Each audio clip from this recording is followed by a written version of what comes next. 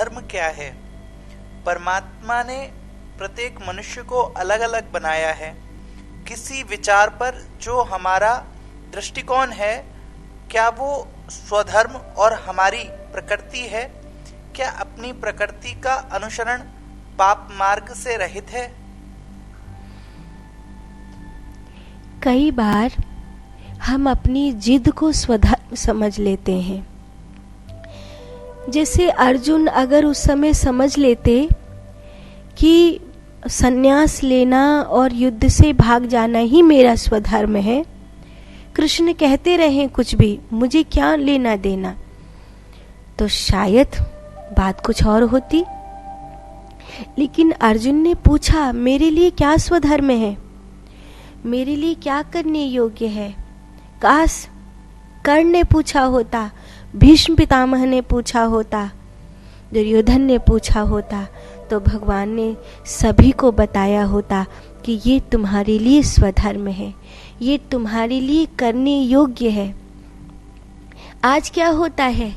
आज हम अपना अपना स्वधर्म बना लेते हैं, ये मेरे लिए सही है, अपना अपना दायरा खींचा और बस मैं तो गुरुमुखी हूँ, मैं तो धर्मात्मा हूँ, और अपनी एक छोटी सी सीमा खींचकर उस गोल चक्कर में बंद होकर खुश हो जाते हैं कि मैं तो हो गया सिद्ध।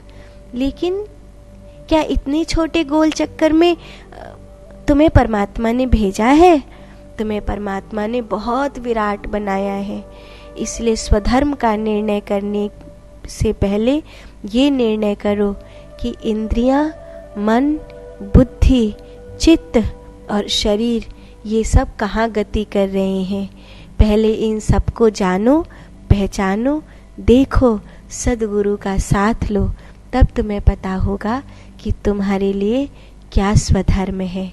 क्योंकि कई बार मारना स्वधर्म होता है, कई बार मरना स्वधर्म होता है, कई बार खाना स्वधर्म होता है, कई बार खिलाना स्वधर्म होता है, कई बार अकर्मण्य होना स्वधर्म होता है, कई बार कर्मयोगी बनना स्वधर्म होता है, कई बार नौकरी करना स्वधर्म होता है, और कई बार विरक्त हो जाना, रिटायर्ड हो जाना स्वधर्म होता है।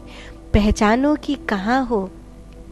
एक व्यक्ति जो 4, 5, 10 बार जेल में रहकर आया, तो वो बूढ़ा हो गया। उससे जेलर ने पूछा, अब क्या इरादा है? तो उसने कहा, अब तो मैं अपनी बेटी के पास चले जाऊंगा, मटर की खेती करूंगा और वहीं शांति से रहूंगा। तो जेलर खुश हुआ, कुल मिला के मेरी जेल ने एक आदमी को तो सुधार दिया। तो वो बोला, भाई साहब इतना मत खुश होइए, मैं सुधरा नहीं हूँ, पर अब मैं थक गया हूँ, अब मैं बूढ़ा हो गया हूँ, इसीलिए अब मुझसे कुछ ये झंझट वाले काम होते नहीं हैं। ऐसा नहीं है कि मैं बदल गया हूँ, बस मैं रिटायर्ड हो गया हूँ, मैं थक गया हूँ। तो जेलर ने करम ठोक लिया। ये दोनों बात में अलग है वो अब सुधरा हुआ करेगा, लेकिन उसने बता दिया कि मैं सुधरा नहीं हूँ, मैं बस थक गया हूँ। ऐसे ही समझने का विचार है कि स्वधर्म क्या है। आप रिटायर्ड हो रहे हैं, या कि आप थक गए हैं, या कि आप सचमुच अपने जीवन को एक नई धारा दे रहे हैं।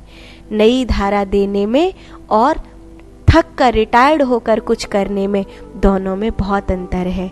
नौकरी छूट गई इसीलिए आप मंदिर जा रहे हैं, ये मंदिर जाना, और अब आपको मंदिर जाना है इसीलिए मंदिर जाना, इन दोनों में बहुत अंतर है। विचार करिए, स्वधर्म को पहचान